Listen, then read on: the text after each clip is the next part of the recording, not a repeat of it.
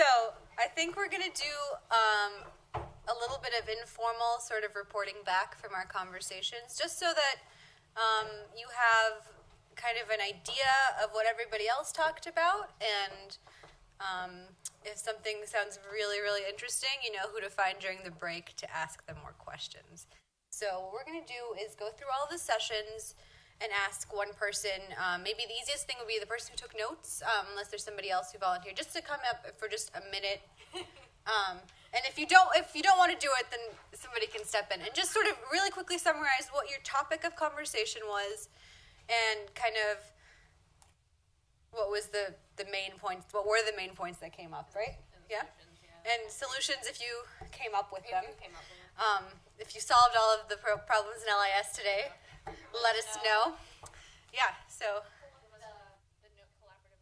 Oh, yeah, the document? That would be great.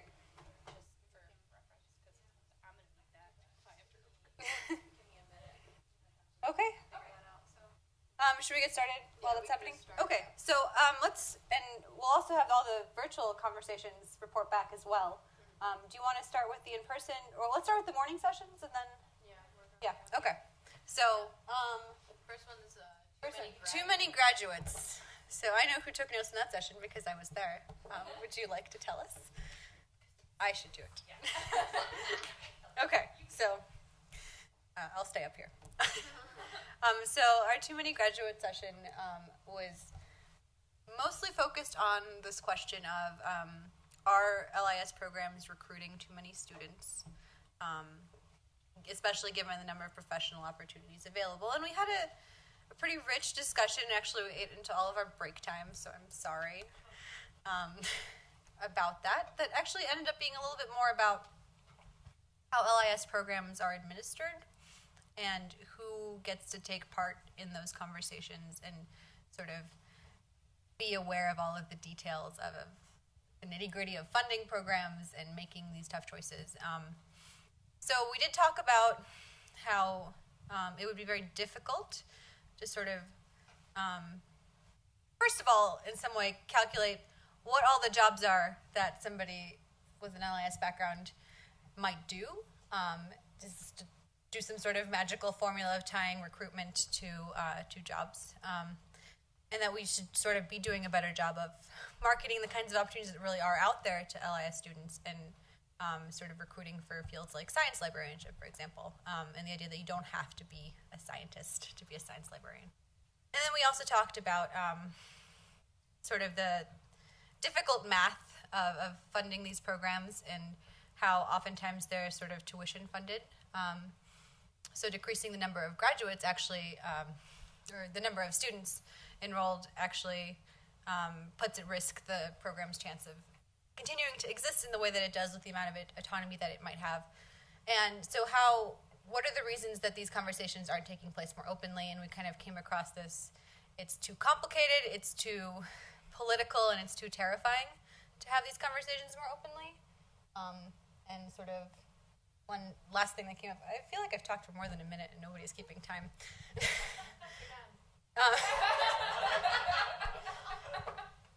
Came up with sort of how do we get students' voices represented in like a more formal way in sort of hiring a faculty and then making these other kinds of big picture decisions. So feel free to let us know once you solve that problem.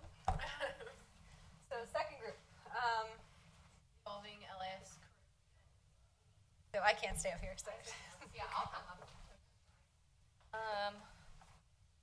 Okay, I'm going to look at the notes on my phone because that'll be easier. Oh, for your convenience. Yeah, so our group talked a lot about, sort of our entry point was the discussion about the supposed gap in some programs between theory and practice. Just in terms of students' expectations, especially coming into the program, about what their professional life will look like, and then that changing as they are both in classes and doing things like practicums or professional work experience. So one of the things that came up was possibly finding ways to get that glimpse into the practicalities of professional life sooner, because a lot of people do practicums like their last semester, and then they're like, whoa, this was different than I anticipated. Sometimes it in good ways, but other times not so much. And so then sort of our first concrete suggestion was this thought of getting theory and practice as more of a continuum and a spectrum. So not only in terms of the ways students are thinking about their degree and their experiences at programs, but also in terms of curricular design for classes, and also making that more explicit in, the course offerings and course catalogs, so that when students are looking at courses, they can have more of a sense of what kind of experiences, theoretical or practical or both along that spectrum, that they'd be getting. We also talked a lot about technical classes in terms of, what are we getting out of these classes, both in terms of experience specifically and sort of the conceptual framework and the mindsets that go into being a lifelong learner for the more technical parts of the degree and the field. And lastly, this piece about dialogue between employers and the educational programs that the graduates they're hiring are coming out of, which is sort of in other prompts as well, but just strategies for that. So in summary, our suggestions were, the theory and practice spectrum, being more explicit within courses about why you're learning the theory that you're learning, so really tying it to the practical experiences that it will be informing when you're in the field. And then finding ways to facilitate connections between students and professionals early on, so that they can be getting maybe not like a full-blown mentorship experience necessarily, but input about the shape of their degree and about the experiences that these professionals are seeing as necessary competencies and experiences for being hired in that subspecialty. So our last one was student engagement. So do you have a representative? Yeah, I can do it.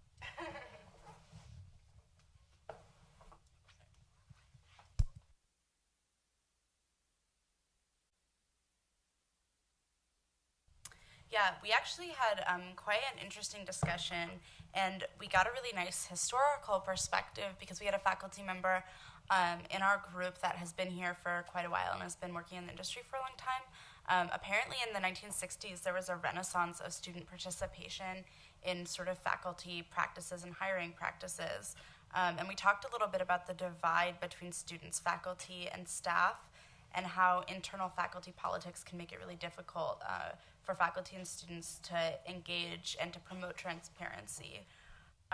We talked about ways that students could get more involved in college activity, and we talked about student representation in, for example, faculty committee meetings, which exists, but it's not very robust, and about student solidarity as being a really important element to engaging with faculty members. We talked a little bit about how difficult it is because of turnover in LAS programs. People are here for a year or 2 years, that students don't really understand what the stakes are or how to navigate power structures, and the people that really understand the existing power structures are the people that are more permanent and are already in power. So that posed some problems. I'm sorry, my notes kind of suck, so I hope someone can understand them other than me too. Usually that isn't the case. So we talked a little bit about the responsibility of RSOs and student chapters in helping students find ways to kind of break down walls and barriers between students and faculty members. And we started coming up with some concrete action items, including potentially like a blog or wiki from committee representatives, newsletter style feedback from student representatives to faculty groups on what, just so that people know what's going on. Something that I heard a lot in our Unconference session was that people didn't know what was happening, and that's a sentiment that I've heard echoed in other areas as well. So maybe more of a push from the student end to make sure that everybody knows what's actually happening. We also talked a little bit about the Gisela Speaks event. There was a lot of really good feedback about that. Some people would really like to see more events like that in the future as well, just sort of forums for students to sort of talk about ongoing issues, which is what this is, so that's great. We also talked about scheduling important college events during times that people could actually attend, things like hiring interviews on weekends maybe or evenings, which is sort of, I mean, there's a lot of feedback that students don't participate enough in events related to hiring, but they're also often scheduled at times that students, especially students with assistantships, aren't able to make it. We talked related to that about improving the lack of transparency with better outreach from the faculty end. And we also talked about students getting explicit voting rights on search committees. And that was sort of a controversial element, but we discussed a little bit about ways that we could slightly shift power structures so that students felt like they belonged in decision-making processes in administration and faculty areas, like hiring and promotion.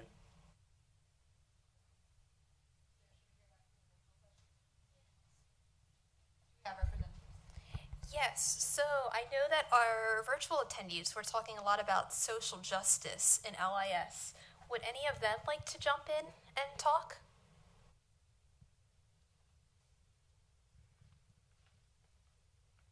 I know Joyce was in that group, and I know that Martin was on that group. And it's okay if you don't, but I'm putting it out there because we'd love to hear from you. Remembering that they have to press the. I can talk. Yes, thank you.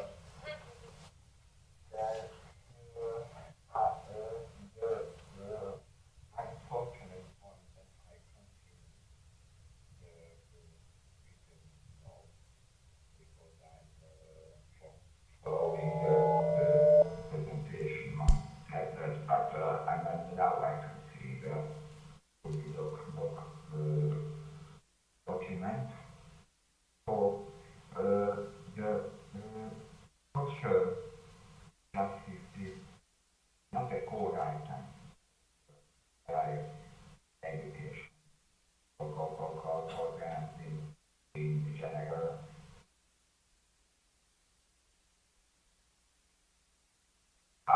However, I mentioned clinical models from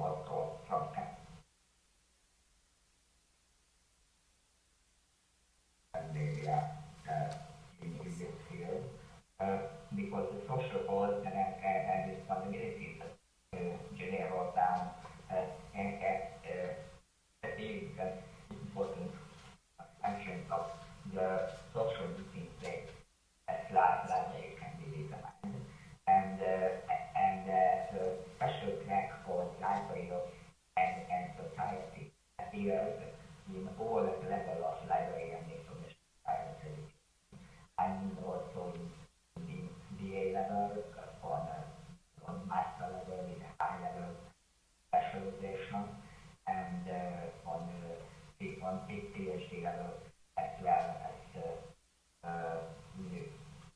a research topic. I see that there is an echo of the voice maybe, but I don't know what can I do with it. Okay. Martin, it's okay. That can be a problem. Okay. Sorry. Yeah, Martin, if you don't mind, if you could maybe speak a little bit louder. If you could just speak a little bit louder, I think we could hear you a little better without an echo.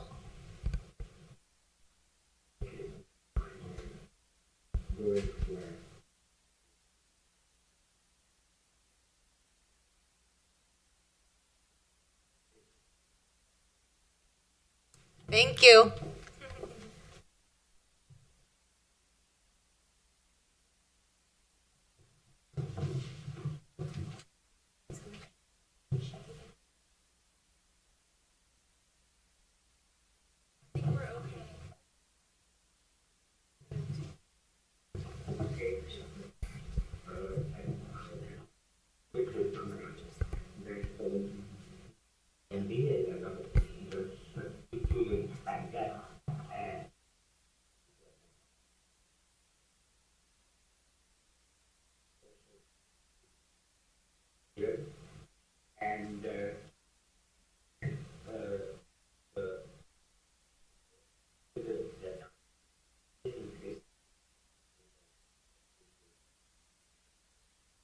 He's kind of low.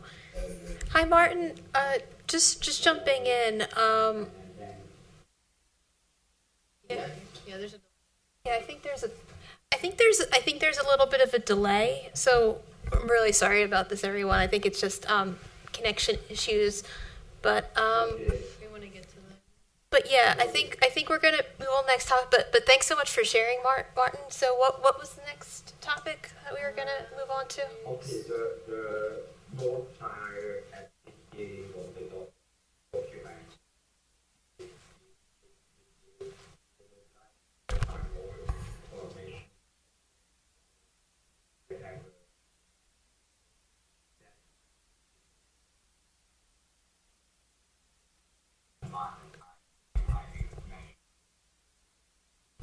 Okay, great. Thank you so much. And yeah, for all the things, since we're running kind of low on time, please make sure to take a look at the collaborative notes and add to them if you were in any of the sessions but didn't have a chance to sort of record your piece. I know I'm not a great note taker, so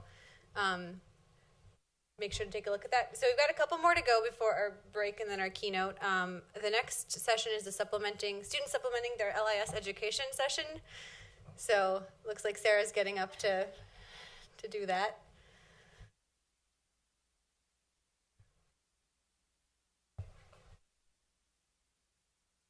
Okay, so I think it might be helpful just to share a few things and then probably our biggest 3 points that we came up with. So something that's really important that was a thread throughout this whole conversation is not only telling students that the job market has some issues, but also doing something to change it, right? It's one thing to tell students, this is going to be an issue for you, you should get experience, but also saying, we as administrators care about this and we'd like to change what's currently happening to make it better for our students. Same thing with promotion. So a lot of people have written about the graying of the profession, or administration has sort of not been transparent about what jobs actually are out there, and then students aren't able to make good decisions based on that. So some of the things that we kind of came up with as far as big ideas, the first one is unionization. So looking at some of these models, clerical unions, IWW, where there might be an opportunity for graduate students to make sure that their rights are protected. We understand that this is going to be a really hard road, but maybe worth it in the long term. The second thing we came up with is the idea of the practicum being double jeopardy. So in other words, you pay twice. So you pay to get experience, you're paying tuition to get the experience you're not getting paid for. So we were going to actually rename the title of this cheap labor, but we didn't. So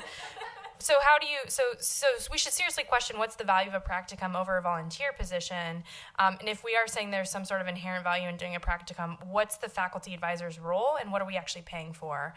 Is it a 2-page reflection, or do we have something that's publishable and something that we're able to get an idea out of and really make a professional leap out of? So making sure that we're rethinking how practicums work and whether or not they're like a good solution to not everyone getting graduate assistantships, for example.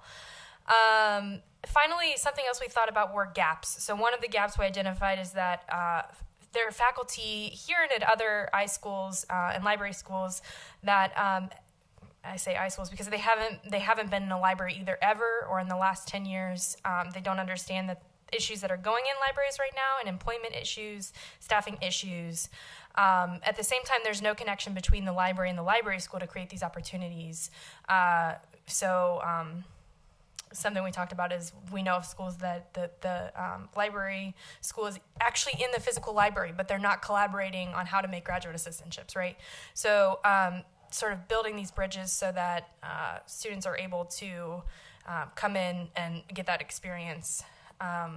from making sure administrators are facilitating that. Finally, there's an issue with online students here. So a lot of programs see this as a way to get more money and less requirements to generate these experiences for students. The idea is, they're already in a full-time position or they already have this experience, so we don't have to go above and beyond for that, and that's wrong. So making sure we're not exploiting online students. And this all fits into the bigger issue of moving from library science to information science and some of the gaps there.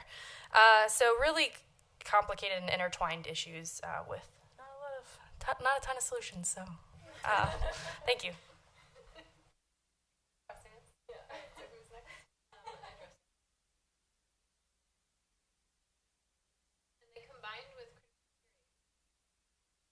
I took notes in that group, but I feel like somebody else should speak since I've been up here for a very long time now. Any volunteers? We'll have the notes up for you to jog your memory. Nope. Back here again. Do you want notes? Yeah, sure. Okay. Okay. So we had also, I might be a bad facilitator because this conversation also ran into the break. So maybe next time this happens, just don't sit with me. But so we started a little bit, so we kind of had both of these prompts in mind. We had both of these prompts in mind. But we talked primarily about sort of this question of addressing diversity and racial diversity specifically in LIS. And, started by asking, is there a required course? And nobody in our group attended a program with a required diversity course, although there or maybe some diversity components within the curriculum. But the general consensus was that they were kind of singular, sort of a couple of weeks, maybe even just a week dedicated to the issue. We talked a little bit about what outsider views of our profession are and how that impacts who even becomes interested in becoming a librarian or information professional. And so how our recruiting efforts could be focused on sort of more broadly defining our work and sort of the idea that sort of librarianship is white and female is kind of the traditional view of librarianship. That it depends on the community who you're speaking to, but it's not always the case. That's sort of the view. We kind of had this conversation about how this is both a gift and that people really have a strong emotional association with libraries, and a curse in that a lot of these traditions sort of historically have been gatekeepers in terms of diversity in the profession. And then we also talked about how being a service profession impacts, or being seen as a service profession impacts sort of the way it's valued and sort of who is welcome. Right. Then we kind of, our next big topic, and I apologize if I don't catch everything, is how do we do diversity in a way that's not just performing diversity just for show and actually has a real impact. And then this is a really great quote, you can't market your way to diversity. So we propose solutions oftentimes in kind of not just librarians, but on a broader institutional level, wherever we're located in our schools, without really understanding the problem or being actually willing to listen about the problem. And so the idea that the classroom is a great space to have these uncomfortable and important discussions. However, how do we make this a safe space that's an inclusive space and our very white classrooms don't become extra work for students of color in our programs who are asked to educate other people. And then this is a space where maybe the inclusion of more critical race theory, queer theory, and other sort of theoretical models, not as sort of abstract, big words spaces, but as being really involved with the real world and centrally located in our curriculum is an important part. And then a huge part of what we talked about is really our recruiting and how that works and what's actually being done to increase recruitment with a little bit of historical perspective on some recruitment programs, specific both to to GISLIS, but also to, I think the ARL Spectrum Scholars is obviously an ARL program. And then the fact that there's all these intertwined issues, right? So the recruitment and retention of faculty of color also impacts the recruitment and retention of students of color. And finally, I think this is a pretty key point. Our profession's long-term commitment to neutrality might keep us from having these discussions because these are sort of explicitly political discussions. So we can't have them in a sort of neutral space. And they are uncomfortable discussions, but very uncomfortable. And then on a promising note, the fact that there is a sort of social justice initiative at all in ALA is something that might not necessarily exist in other professions. So maybe we can harness that interest to sort of make it a more central point.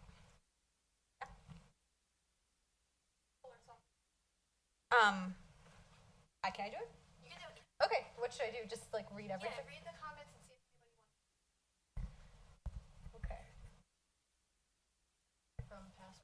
From the session right now? Okay. Yeah. Sorry, I'm like really good at this. Going back to the practicum question, should we start there or We can go a little bit above. okay. You want me to do it? No, I can do it. I just like don't know where to start.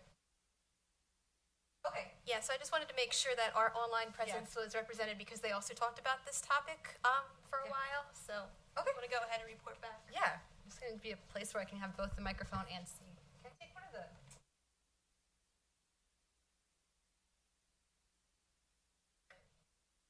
Turn it on. It should work. Hold on 1 second. I'm going to have to mute the one.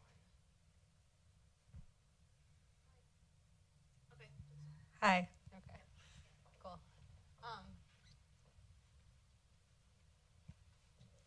So I'm just going to read some of these points, and if anybody who is participating virtually wants to jump in and expand on them, please do. I think if you use the hand raising feature in Blackboard, then we'll be keeping track of that. So back on the same topic of diversity, I was surprised that Simmons offers a race and racism course. No social justice core values, though, or core course, sorry. All right, then, jumping back to the practicum question. Advocating integrating practice into courses so it isn't pay tuition for practicum, but practice and concepts together as a group. This is Catherine Sharp's approach in the 1890s when our school was founded. Catherine Sharp's approach. Okay, and jumping back to diversity.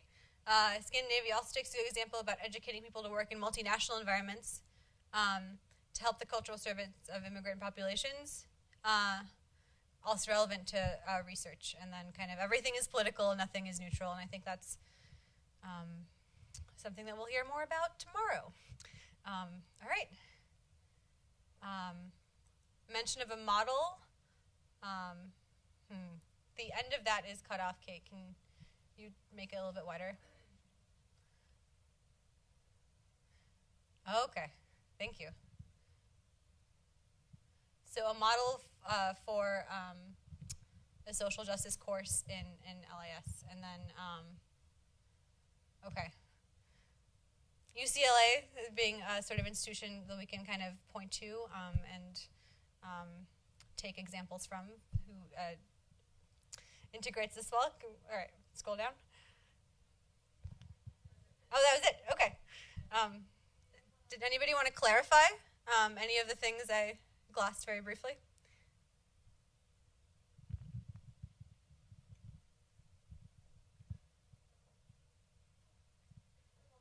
Okay, so who was next? Is this the online one, right? Was there another online discussion? Yes, they also talked about the online learning. We also had Oh, mentorship. Oh, right. So who took notes at the mentorship session?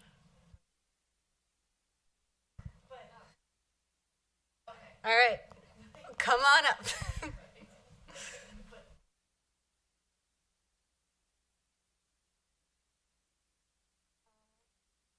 Did you take notes on the Google Doc? Okay. I am just going to find them.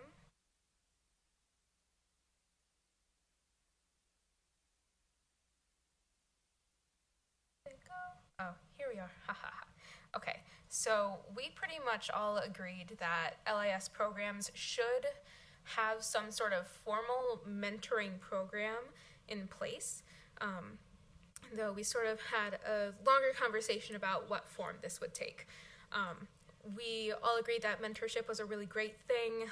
It helps students figure out what type of librarianship they want to do. It helps students be focused and engaged. It, like it says on the notes, may allow students to get direct advice and develop interest in a highly specific area of librarianship that is not covered in coursework. So something like social justice might be a good thing for a mentor-mentee relationship. We talked about what is standing in the way of mentorship relationships already, that faculty and even some academic librarians have to, there's this incentive course where they have to do research and they have to publish, and that makes mentor relationships put on the back burner a lot of the time. So if people do have mentor-mentee relationships, it happens sort of naturally through coursework, it happens naturally through a workplace environment, but it is not an institutionalized, supported thing.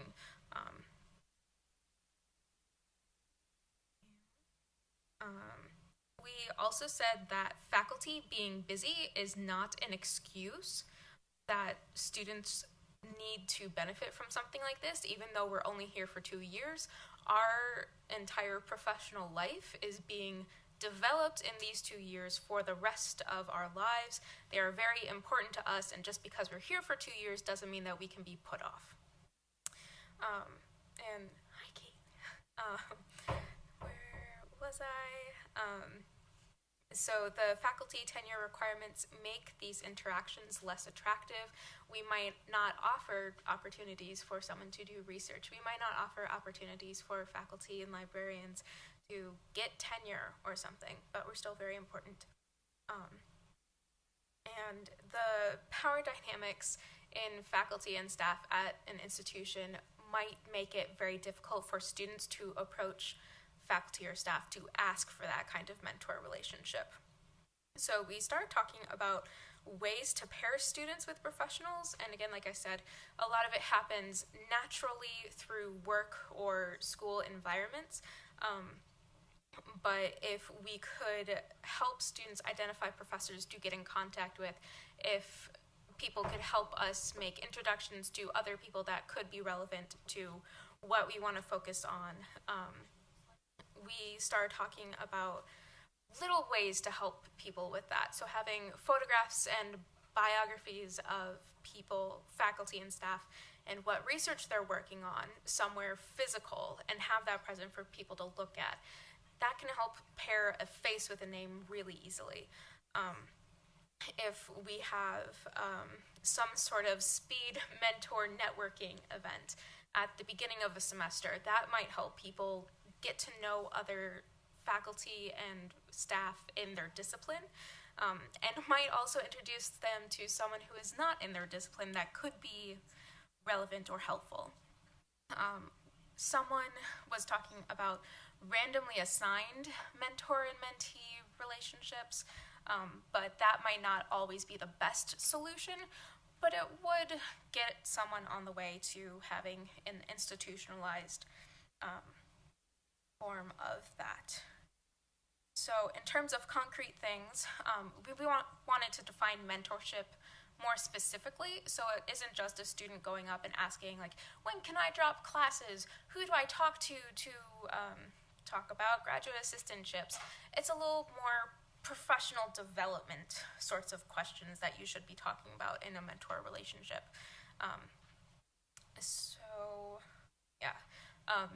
Things, concrete ways we came up with was to have some sort of program that can introduce people to each other, have some sort of thing physically in a building that can introduce you to other people and what types of research they're talking about. Thank you. So do we have the volunteer?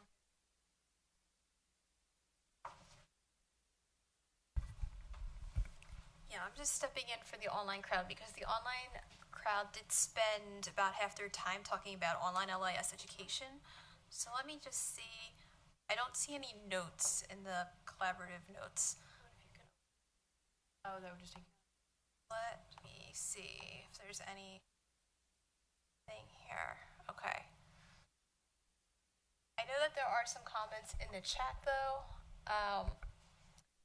Martin's mentioning about curricula, and he recommends a book from 2012 that Anna Maria Tamaro and Sue Myberg wrote about digital library education, which also discusses online education issues.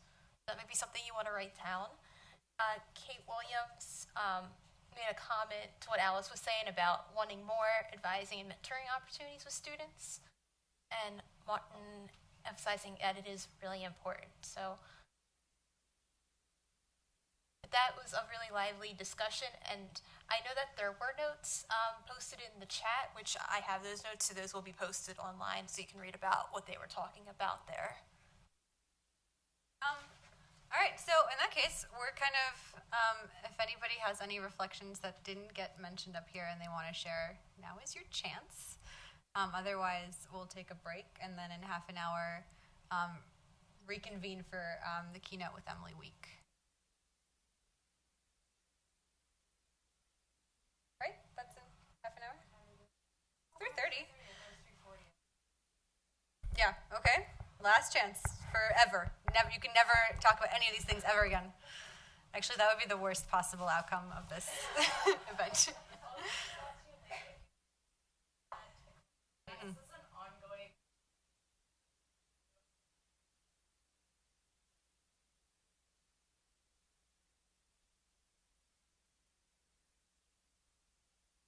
Yeah, so for the online crowd, please add your notes. Please. All right. In that case, there's coffee outside, still warm. And How's everybody? Everybody's like surviving. I've been trying to like force feed people. So yeah, I hope you're eating. How is everybody? You okay? Okay. All right. Good. so I guess you can eat a little bit more, and then we'll get Emily Week from Hiring Librarians here hopefully by 4 p.m. So yeah. So chill for a little bit.